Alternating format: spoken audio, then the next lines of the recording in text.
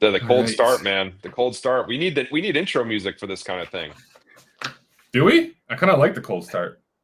It I don't know. It just gets you pumped up a little bit. Gets the people dialed in. I don't know. Sean, what do you think? Yeah, I mean, maybe hire somebody to write a little jingle intro. Funny enough, I actually had some Freight Caviar followers send us like a jingle they made. I should probably.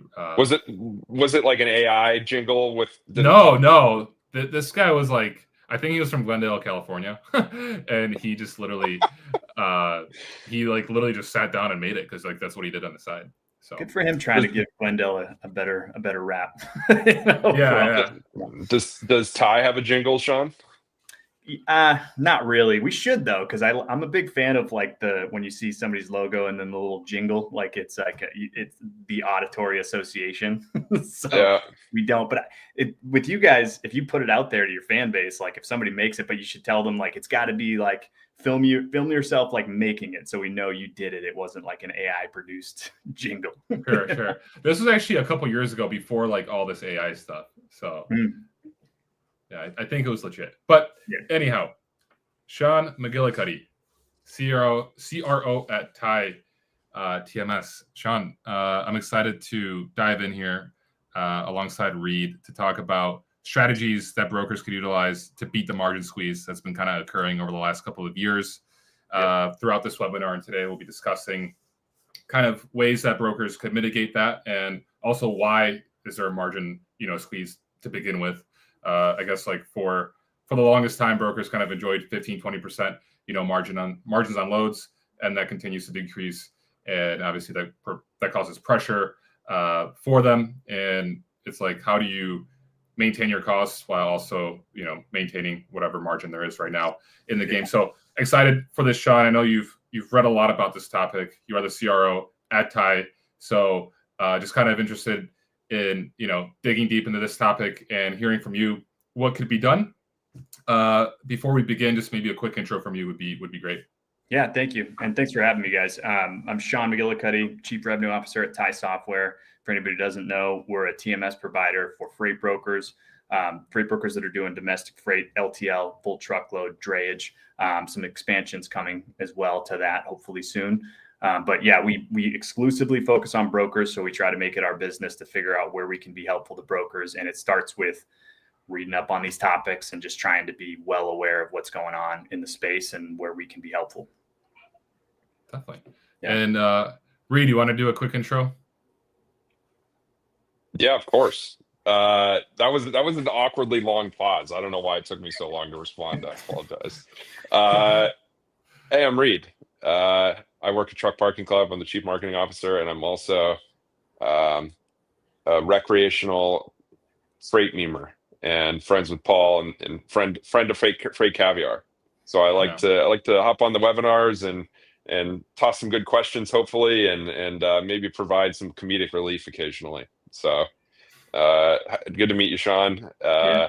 Obviously, I'm familiar with never been a user of Ty, but I've been an admirer of the brands because I think you guys do a good job. Thank you. Yeah, I like how your camera refocused so that truck park isn't it crazy? Came in as you were talking.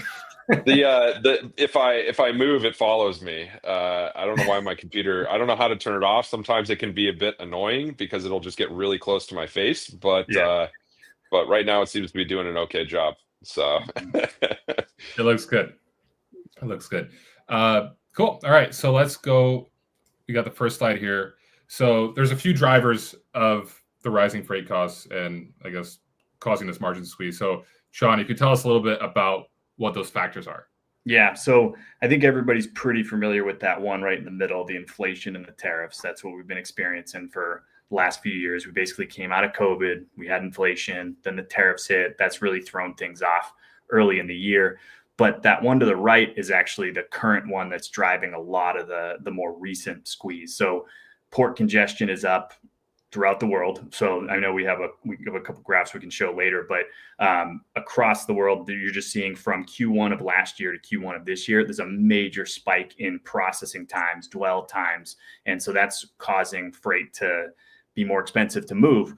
But it's not necessarily contributing to there being a ton more freight and demand within the US, but what it's doing is it's making it more expensive. And then the competition that we see amongst brokers and, truckers alike is making it so that they're the ones carrying the brunt of the squeeze, because shippers and consumers aren't willing to pay the prices yet. They're not willing to concede that they have to start eating that cost. They just did it with inflation, right? So they just went through that. Now there's tariffs, there's uncertainty, congestion's up. So what's happening is, because the broker market is so competitive, that's what's causing things to get squeezed. Because if you've had a regular customer and you're telling them like, hey, our prices have to go up, immediately they're going, hey, we're just going to go out to spot. We're no longer going to exclusively work with you. We're going to go out to the spot market. We're going to see what we can get on every single load, which isn't a great idea given all the fraud that's going on right now. But it's the reality, because they're just not willing to take on the increased cost yet. So it's actually, freight brokers right now are actually a really good example of what, a free market that's really competitive can do for the end consumer, because they're having to compete. That price is staying steady for everybody else. That's the end buyer, but it's not helping brokers. And then obviously the trucking industry gets heavily affected by this as well. Sure. And I think like during the pandemic, there was obviously a lot of truckers that like entered the market. A lot of people lost their jobs, and someone's uncle was making a lot of money as a trucker. People got in, and then same with the brokerage landscape. So it was like, it wasn't just a lot of brokers, but it's also a lot of trucking companies. Yeah. And now we're seeing that kind of, I guess reductions in that, just because the market's not large enough to fit everyone in. But would you say like that's the main reason right now, or like, because there's also like technology, like back in the day, like 15-20% was like standard. And like, I'm kind of curious, like what's like a typical margin nowadays? Is it like between 10 and 15%? Yeah, we've seen it squeeze even as low as like between 10 and 13%, and which is rough. And so, the tech definitely plays a factor, because there are brokers in this competitive space that are leveraging tech really well. And so they're able to kind of eat a little bit of that margin because they're heavily automated. And that's really, I think, one of the big factors, obviously, that we see quite a bit, is if you can automate some of that process, then it's okay because if you could move 1,000 extra loads, but your margin, your net revenue on that is only about $100 per load or something, or maybe even lower. As long as it's not costing you a ton in labor, you can live with that, because if you can find a way to move 1,000 more loads at that margin, then it's still $100,000 a month in net revenue increase, right? So we work in one of the only spaces that like margin doesn't necessarily dictate your success. I mean, it has a factor. I mean, it is a factor, but it doesn't completely dictate the success of a broker. Like, you can do volume. If you can find a way to do volume at a 13% margin, you can still be very profitable. And so some brokers are figuring that out, while on the other side of the spectrum, you see brokers going out of business, especially the ones that sprouted up in 2022 when everything was going nuts and everything was great, right? To a certain degree. And then you're seeing those ones go out of business, and they're losing to, the brokers that have that tech power, the buying power. Sean, I'm just curious what you would say about this idea that all the tools out there that are enabling brokers to quote a higher percentage of or just a much higher amount of freight would just naturally increase the competition shippers are seeing in for their freight, right? Like, if you're quoting way more, if everyone quotes way more, then wouldn't that naturally just present cheaper options to shippers and just ultimately compress things as well? Like, does that make sense? Yeah, no, it does. And I think that's really based on that, the one on the right there, the competitive freight broker landscape, right? So none of the shippers seem to be going like, I'll just pay more, right? Now, I think a good approach is, if you get a good relationship with a shipper, you explain to them, like, hey, like, I understand you want to look for lowest price, just keep us at the top of the list. And if we're a little higher, like, still go with us, right? Like, you can do a lot with that relationship, as long as you're providing a really good service to keep your margins in a decent place. But for the most part, I've heard from brokers that no matter how good they're doing, like, their customers are they're going, hey, 50% of our freight's now going to go out to spot. So now the spot quote market is growing, and the tech definitely contributes to the margins going down because you're able to do a lot of volume. And then what's happening is folks that don't have maybe the tech or the automation to automate their spot quote process, they're having to go down in margin, but they haven't found a way to be more efficient. They're having to do more quoting, and then they're adding bodies, right, to try and do more quoting. And if a human being has to be in the process for all of it, it's making it really tough for them to survive because their overhead's too high. Yeah, and it's an interesting dynamic. I mean, if you're a shipper right now, I imagine the brokers are banging down every door in your office, right? And even if you have a solid relationship with a broker, it's like you can only go so long before somebody sneaks through the cracks and is like, "Hey, give me a shot," and you give them a load, or you ask them to quote something, and it's like, way under potentially what you're running it for with your existing provider, and then it's kind of just like, you have almost like an obligation to explore that.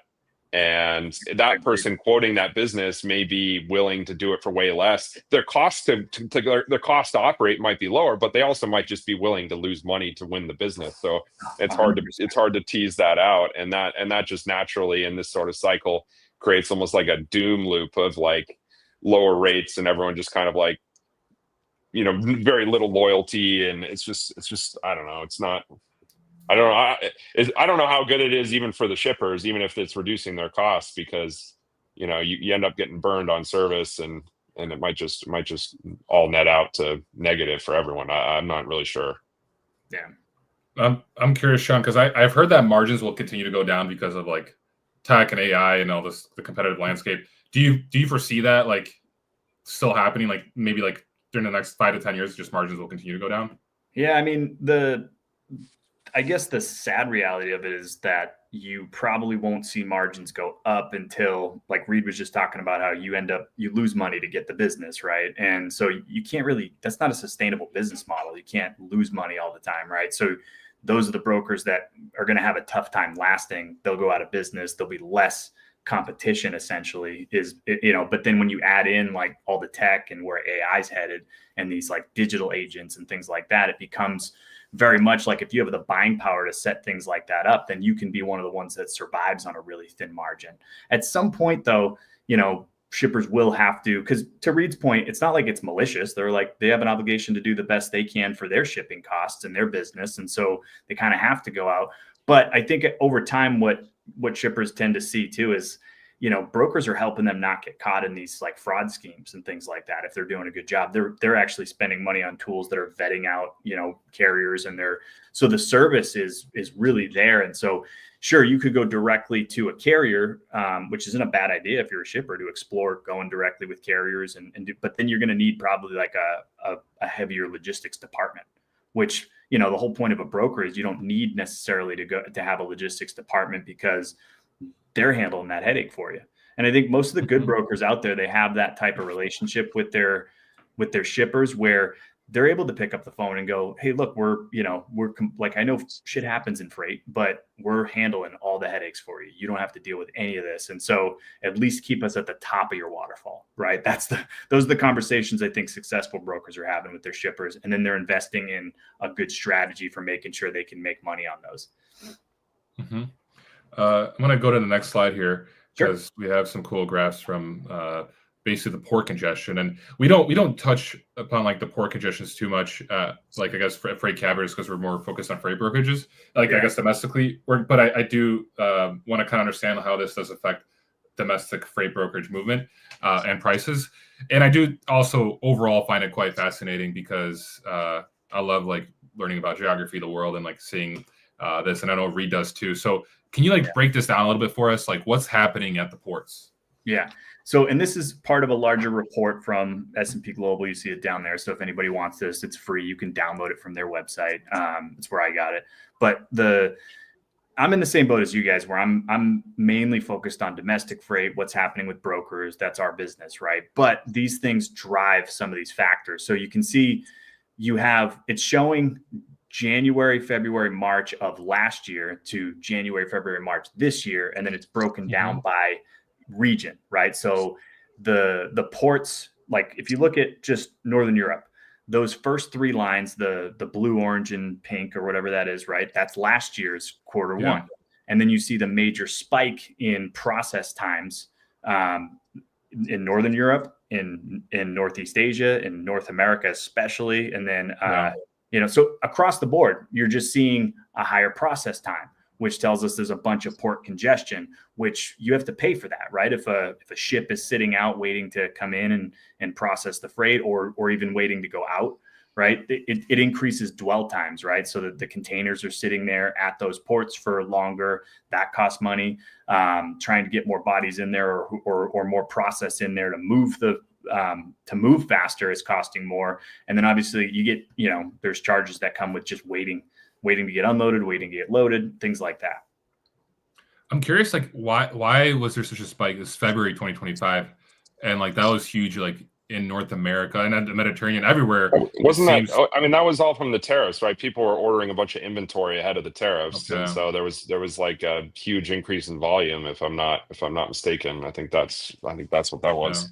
I think that's probably a good theory. Like I to our point of like focusing on the domestic, like I haven't read a ton about like exactly what's causing that, but I think those are some of the factors. And then it's more about, I don't know exactly why. I just know that it's now affecting us domestically, right? And it's affecting the freight broker market. Mm-hmm. I'm gonna go to the next slide because there's another one. So this is basically referencing also to the first slide that we just showed, the previous one. So so it's just there's congestion at the ports at the moment. And just how does that, like, I would say like for freight brokers like listening to this right now, like how would that like affect them per se, like more specifically? So the cost to move it is higher, right? So they're having to whoever's selling the freight, right, across overseas, right, is charging more for it. That part of it is pretty easily passed off to the shipper. So then they want to make sure that they're able to reduce their logistics costs. So the only real place to do that is right in the broker space where it's highly competitive, right? So that's really what's happening is they're trying to find ways to cut costs to deal with the increased cost of moving freight, the increased cost of goods across the board. And, that's really the only place where there's room to give. And there's not even really room, right? Because we're seeing brokers go out of business. That's why we're seeing brokers struggle and trucking companies struggle because of this. But it's the only space where, in terms of the shipper side, there's room to give, right? Like they can negotiate in that space because there's so much competition and there's so much new tech and automation happening that they're able to kind of squeeze the broker a little bit. Yeah. And it's like competition on all sides, because it's like the shipper obviously wants lower costs because they don't want to increase their prices, because they're also competing against other people with their products. And then freight brokers are competing against other freight brokers. Same with trucking companies. But it's just this capitalistic, I guess, drive that it's, a free market. So everyone's competing, so that's the main reason here. All right. So now it's like, for a freight broker, how can they take control of all of this? Because, I mean, at the end of the day, like, people want to secure more margin, or they want to be, able to grow. And that's obviously a very important aspect. And I think there's a few points here that are going to be quite interesting that we could dig deeper in. But Sean, if you want to just go ahead and name these points. Yeah. So what I'm seeing the most successful brokers do is get heavily focused on the relationships with their carriers. So it can't just turn into like, I'm getting squeezed, I'm going to squeeze my trucking partners. It has to be like, you got to take care of that network of trucking companies you have. And so you got to build better relationships there. It can't be all post and pray and just trying to work really hard to get through it. It has to be, in my opinion, I think you got to find a way to build good relationships with your carriers, which kind of leads into that second point, because you should define your most profitable lane. So if you have good relationships with a handful of trucking companies or more than that, right, that run really well for you on certain lanes, and they would rather work with you, even if they're making a little less money, if they'd rather work with you because they know they're going to get paid, they know you're going to try and get them home by giving them the right return haul, things like that. They know they're going to be taken care of. Well, now I get to look at like, well, which lanes do I have that level of network on? in order to make sure I'm profitable. You got to know those two things. You know, you're in rough shape if you don't have that data. So then that allows you to shift out of this reactive mode. Because one of the worst things you can do, I think, in this market is just be in that old school model where you're just like the quote requests are coming in through your email. There's a human being that actually has to go process it, but they don't have a trucking company to go to. So they're just posting, right? They don't have their network built out. They don't have their go-to carriers. So they're just posting, they're taking what they can get, and then they're coming back. The process is too long, right? If you're just, so even though it might feel like we're just going to work hard and we're going to grind through it, right?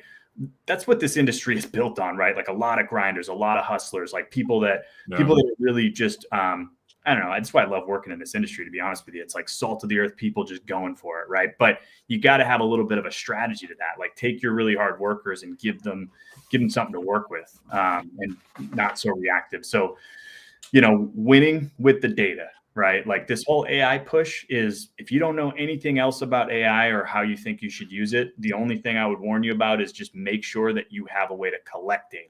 Make sure that you're aggregating your data for your best trucking companies, your best lanes, your historical information. Like have an easy way to aggregate that data, and then just avoid competing for bad business. Like anybody who is taking those, like Reed mentioned earlier, like folks just being willing to lose money on it, right? So if you have shippers out there that are like, hey, this guy's willing to lose money on it, I'm just going to do business with him, okay, until he's out of business, and then where are you going to jump to from there, right? So if you don't have that logistics relationship for your business, that's not going to help you in the long run. Helps in the short term, but it's not really going to help you in the long run. So if I'm a broker, I'm having really hard conversations with shippers about all the factors that I'm mitigating for them, right?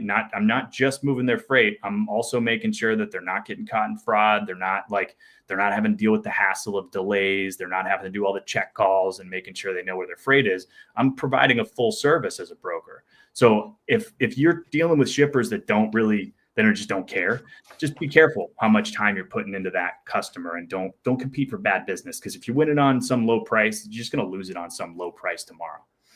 Mm-hmm. Yeah. And it's interesting.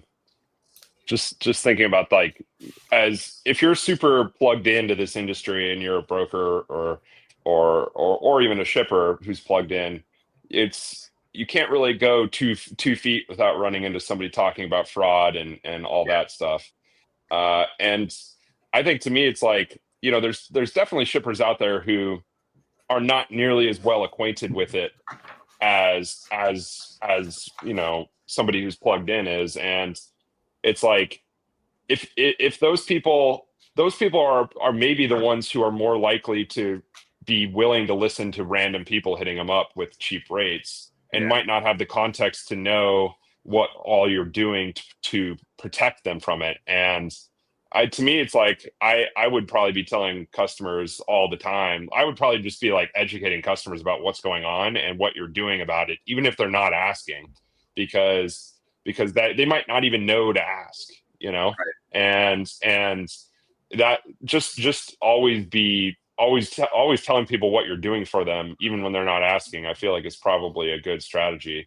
But also leveraging your carrier relationships, understanding the lanes they run, and then chasing business that's like hard, because and then leveraging those carriers to do things that not everyone can do, to me seems like a huge part of it as well. Because if you can do the hard, everyone can run the easy lanes, right?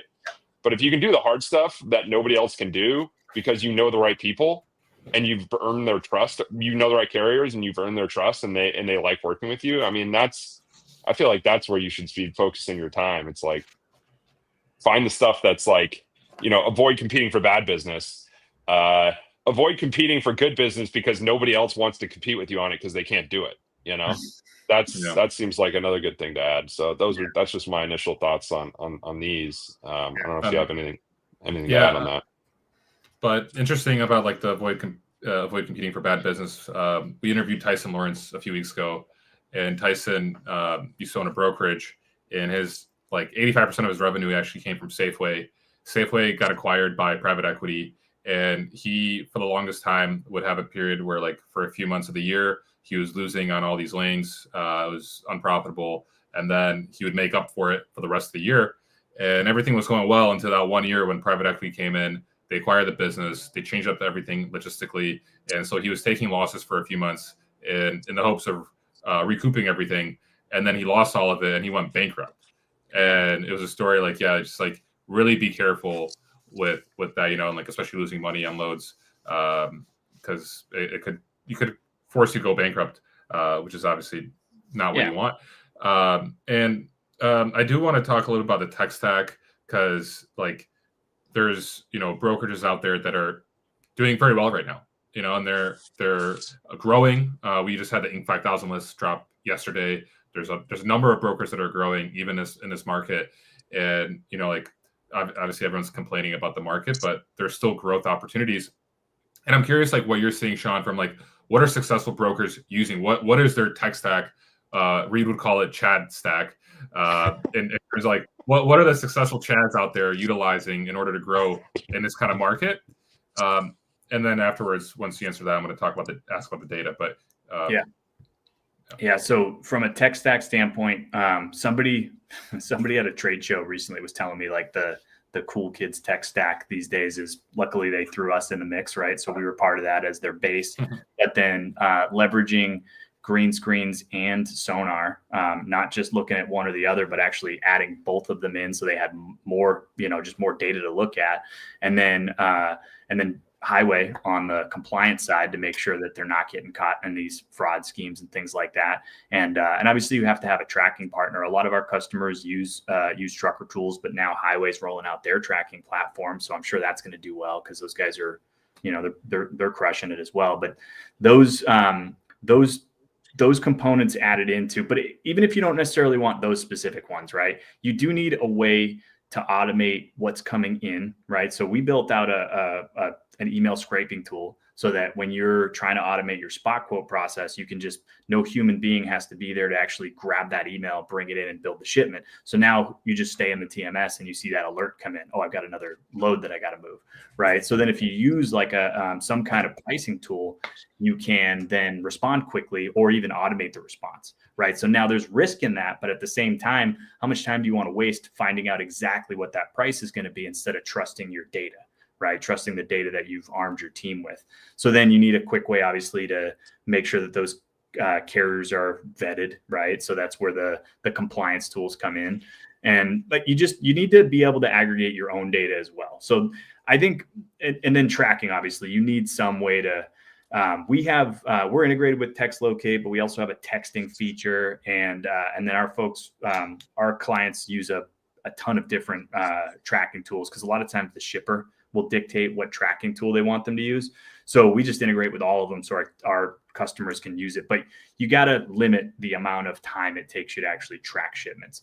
But in my opinion, the biggest part of that is winning on the front end and then knowing what trucking company you're going to go to, right? Instead of it being guesswork, right? If you're guessing, just off the top of your head, there are some people that are really good at this, by the way. There's some seasoned brokers that don't need any of these tools, right? They just know, right? But there's no scale to that, right? So you need that's where it comes into, like, if your strategy is like, I'm just going to hire people that know.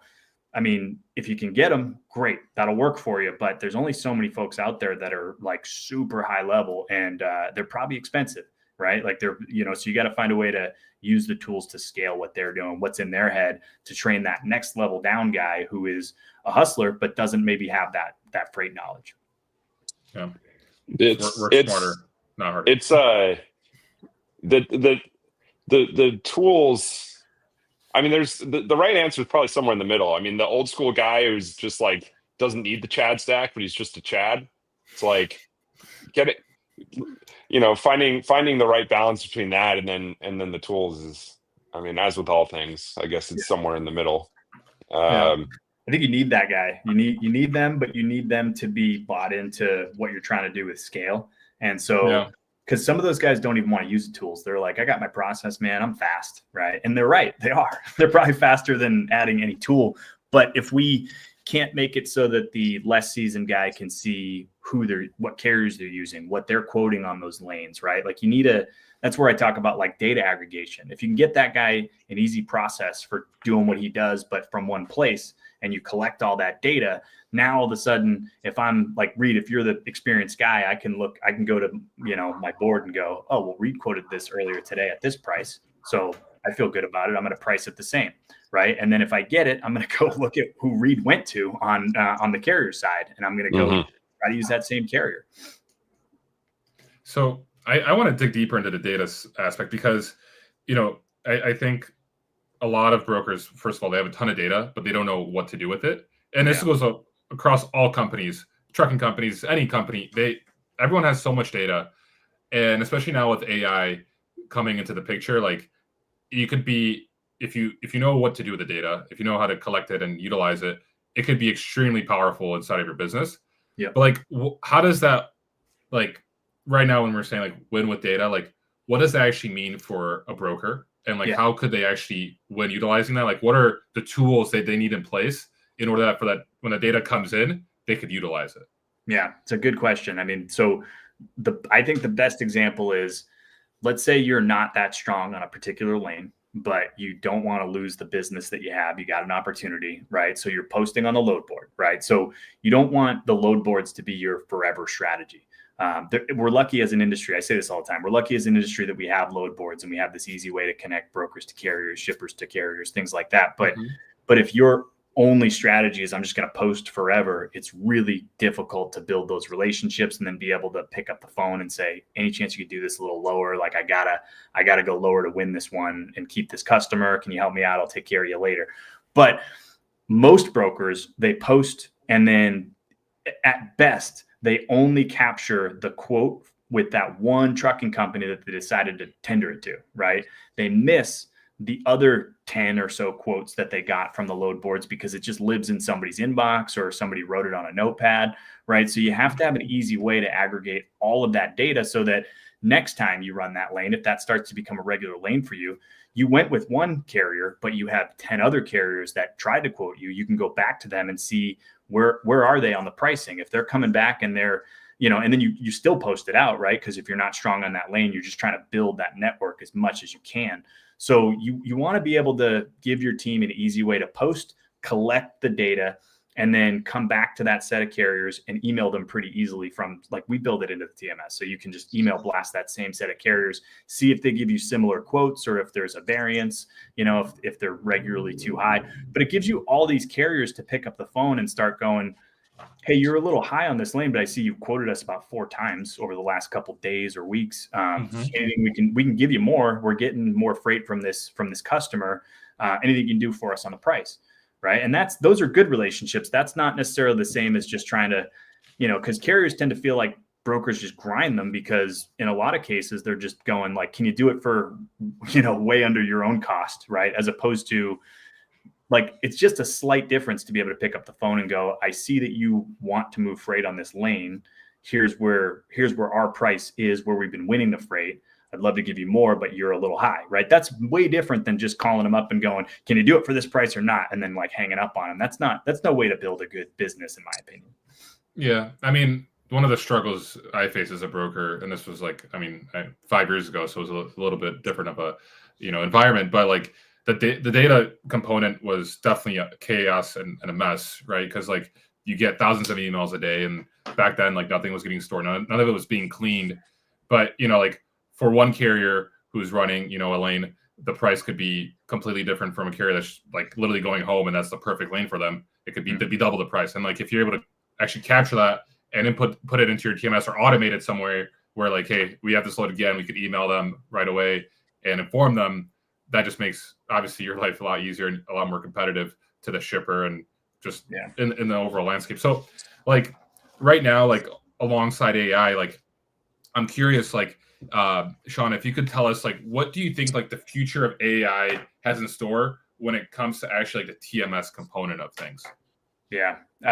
There's all these companies right now coming out with like AI agents and things like that should plug really easily into your TMS. Like I mentioned, we're using it on the front end to scrape emails and PDFs to make sure that like we can capture those spot quote opportunities.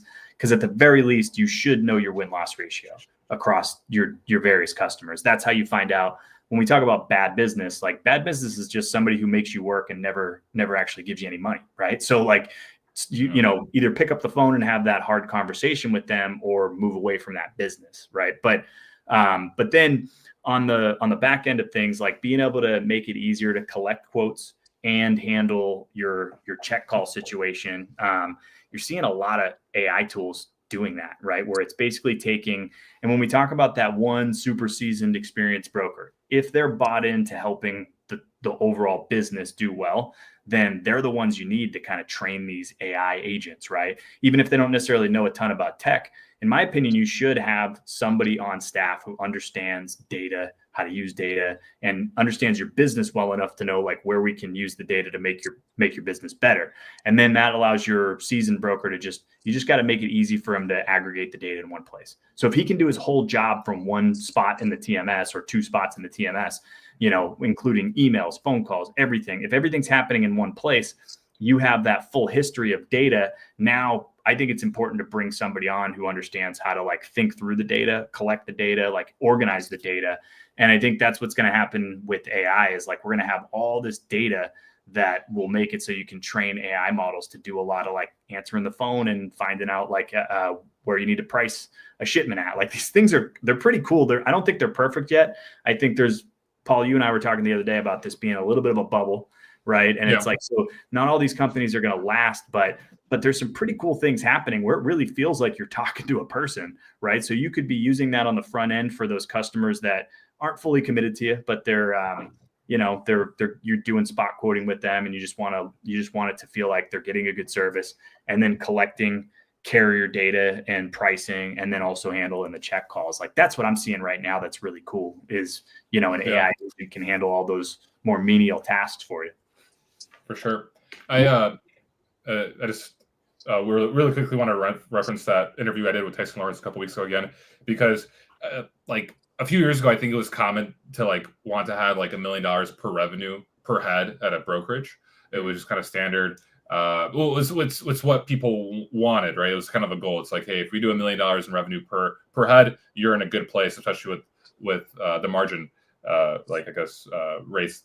And I was talking to Tyson, and he was saying with all this technology nowadays, like companies are pushing up to like 2 million per revenue, and that's what it kind of seems like with technology and like the AI and like being able to utilize your data and like the smart tools. What you're saying is like that's what's going to be happening is like that. You know, Chad is going to be able to do 2 million per revenue for himself, and that's what successful brokerages are going to be doing overall. And in order to like stay competitive in this landscape moving forward, you're going to need that. Otherwise, you're going to be left behind, right?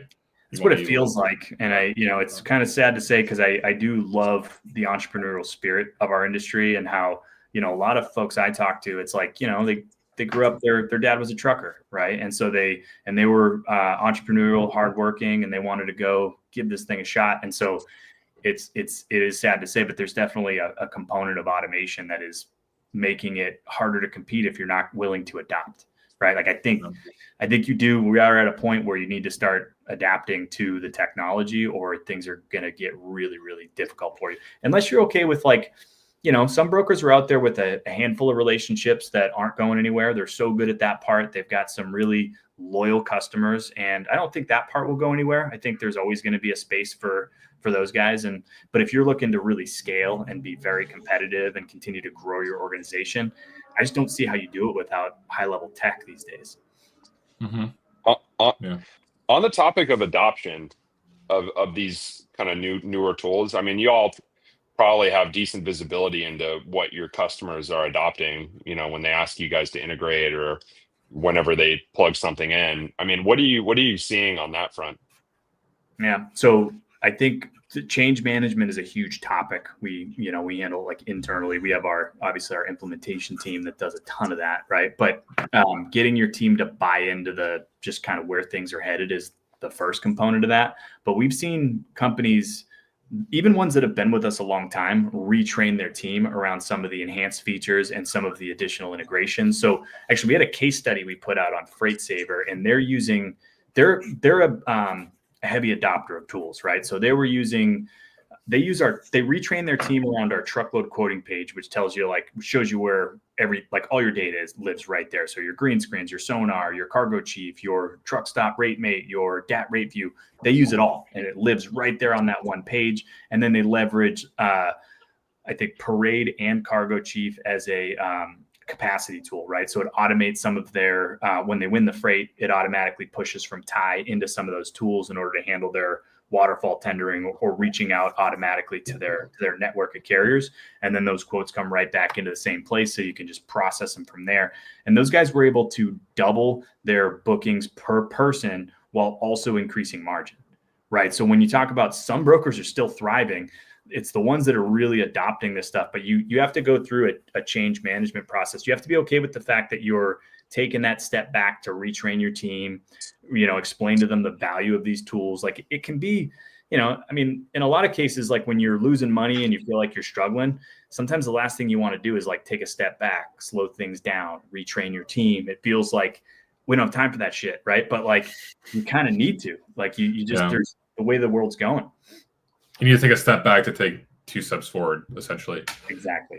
Yeah. No, it makes sense. I mean, I know how it was when I was a broker. Like we were looking to like implement a new TMS, and it literally like dragged on for months, like the implementation process. Like we were just still using the old TMS. Mm-hmm. And then the pandemic happened and it was just impossible to do it then. So it's better just to move quickly on that end, especially if you have like a good provider available like to implement. And like you said, getting the high tech is what you need to be able to differentiate yourself. And if you believe in your team too, really, I talk to folks about that all the time because it's obviously there's an initial investment in the tech, right? But if you believe in your team and you believe that the tech will save them a bunch of time and they will use that time to go make you more money and build more, then there's no reason not to invest, right? But if you don't feel that way, I always say because we'll ask that on the sales side. Do you think your team would do more if we gave them if we saved them 11 hours a week per rep? Like what would they do with that time? And if somebody goes, I think they would sit around.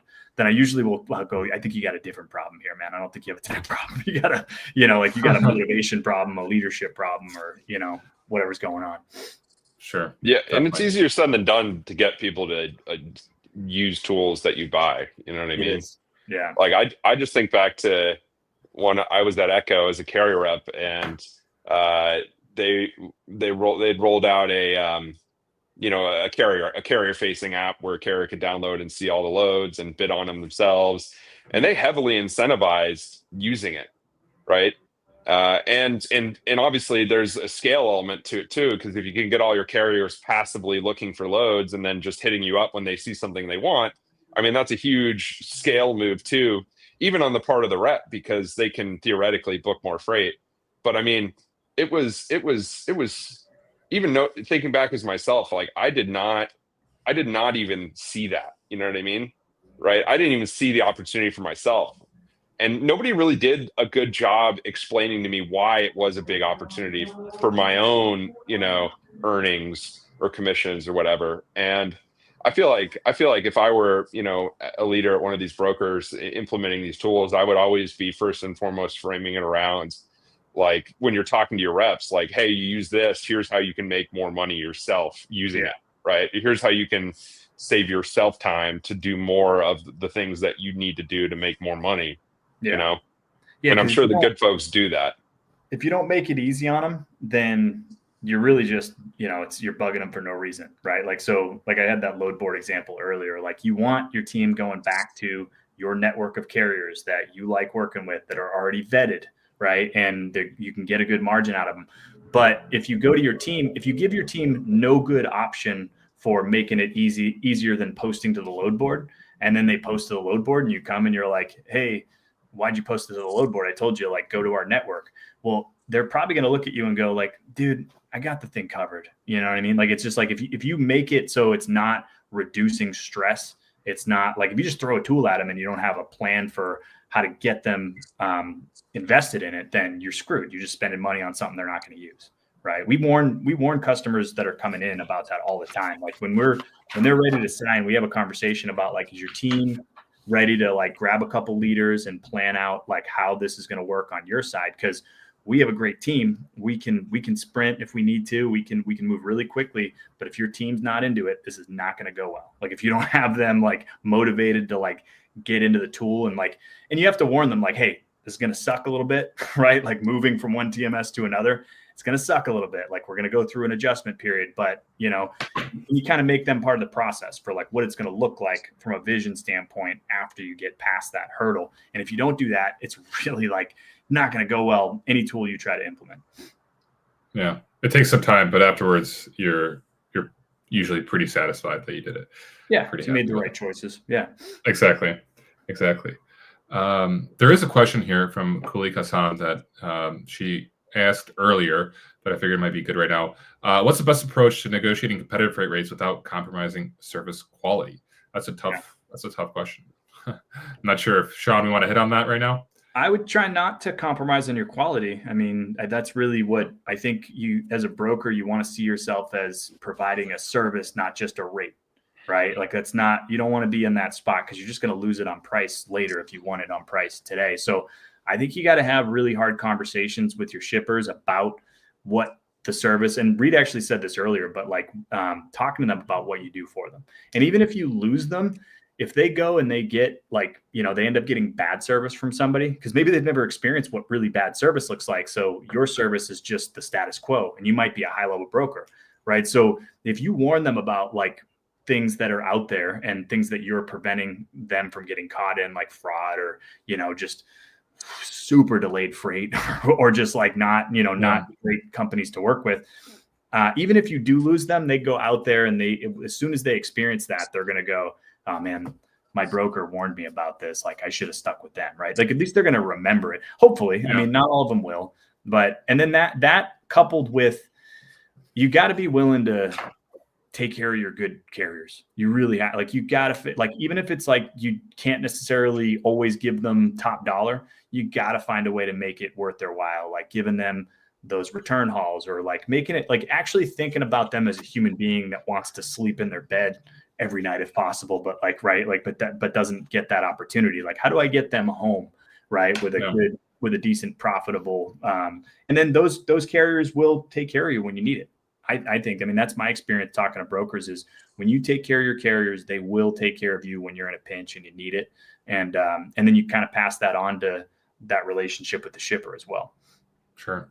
I would like probably add also to that, Sean, it's like the data component that you were talking about earlier. It's like, if you're able to utilize your data better, you're able to find better carriers or carriers that need that load more than others and can price more competitively. And I really think, like, just from my overall like 7 years of being a freight broker, like just knowing like the carriers that need backhauls like helped so much. And that was a big part. Like the first brokerage I worked for, the owner came from American Backhaulers, and from the name itself, like American Backhaulers, all they primarily focused on was getting backhauls to haul their freight. And it was such a big focus point of training was like, get the backhauls, and obviously that's tough. And like when there's a lot of things going on, but if you're able to somehow get that data in store so that like whenever you have that lane, you could reach out to those carriers that actually need that lane, and building those relationships with them. That's what I think. The confidence, like it gives you a lot of confidence to negotiate when you need to, if you have the data, if you know what you've been paying for that freight and you can compare it to like a tool that you're using, like really anything. I mean, that rate view's been around forever, but green screens and Sonar, like these are high level predictability tools. If you compare that to your own data, all of a sudden you can be very confident with like, I know I'm going to be able to get this at a better rate somewhere, but I'd like to give it to you because you're my go-to on this lane. For sure. Cool. So I think the last slide is just going to be a QR code here. And we could wrap up a little bit here, Sean. I do have a quick question. I know you didn't want to talk a little, like you don't want to like, pitch high throughout the webinar, but I am curious because you have a user conference coming up in exactly a month, September 13th in Austin, Texas. And I know there's been a lot of user conferences popping up nowadays. Like there's Highway that's happening in Dallas, I think a couple days right before yours. And I see it across, like there's user conferences happening. I've never been to user conference before. I'm kind of curious if you could just let us know like what's the whole entire vibe at the user conference? What's going to be happening in Austin, Texas? Yeah, I think most of the people that come to a user conference are your customers who are trying to get the most out of the tool. I mean, TIE as a TMS is extremely robust, and there's a lot, like you can use it as a basic TMS or you can get really, really high level with it. And I think the folks that come to the user conference are the ones that are trying to learn more. So most of our sessions are about like kind of how to take yourself from basic usage to like the next level with TIE and like leveraging data aggregation, AI tools, like, you know, different plugins dependent on your business model. And it's really fun. We have all our, a lot of our integration partners will be there. And we try to make sure that we give them some good exposure while they're there. We usually have some kind of contest so that everybody goes and talks to our partners and things like that. And yeah, I think it tends to be a really fun vibe. It doesn't feel like your average trade show or anything like that, because it's really just folks that are trying to get the most out of the tools that they're invested in. I'm curious, like, what that looks like, because in a sense of, it would be cool to see, like for like if I was a broker right now and I was using TIE, like, and trying to take it to the next level, it'd just be kind of interesting to know, like, what else could be done inside of TIE. And I think, I mean, a lot of it probably could be shown through a demo if someone's interested. Paul, you got to get to a user conference, man.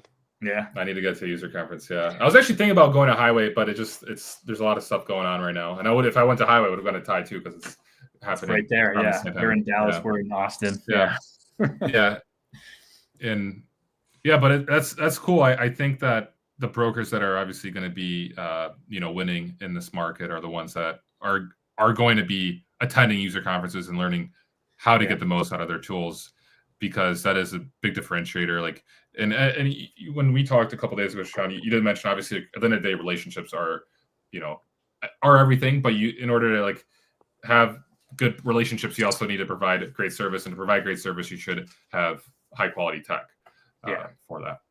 Yeah. So.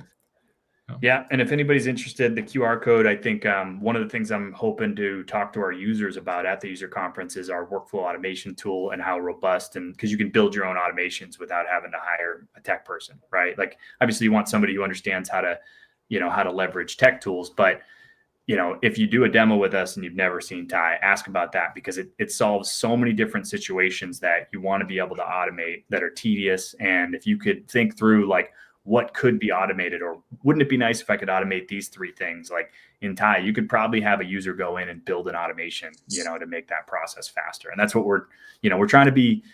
I think we are the most flexible TMS on the market, and because you don't have to hire somebody who's a tech specialist to be able to go in and configure TIE in a way that's best for your business. But it does require you to know your business and then put some time into learning how you can use TIE, learning what you can do inside the tool. Definitely. Yeah. Well, this has been great, Sean. I've learned a lot. I had a good time. Any last thoughts to wrap up? Yeah, I mean, I guess I would say if you're a broker and you're dealing with the struggle of the margin loss, just like, even if you don't use TIE or whatever, we're talking tech, but know your win-loss ratio, know what your most profitable lanes are, take good care of your carriers on those lanes, right? And find a way to make the spot quote process either automated or faster, or like less human involvement, because I don't think that the margin squeeze is going anywhere. So I think, even if you don't adopt new tech, like look at those areas. And if you don't know your win-loss ratio, you don't know who your top carriers are on lanes, like that's a problem. You're going to struggle with that. For sure. Good advice. Yeah. Thanks for having me, guys. This was fun. Of course. Yeah, this was fun. We should do another one maybe next year or sometime soon to see what the update is on the margin compression. Yep. Good stuff. All right. Well, Sean, thanks for joining us today on this Freight Caviar LinkedIn Live, and hope to talk to you soon. Awesome. Thanks, guys. See ya. All right. Staying in. Cool. I just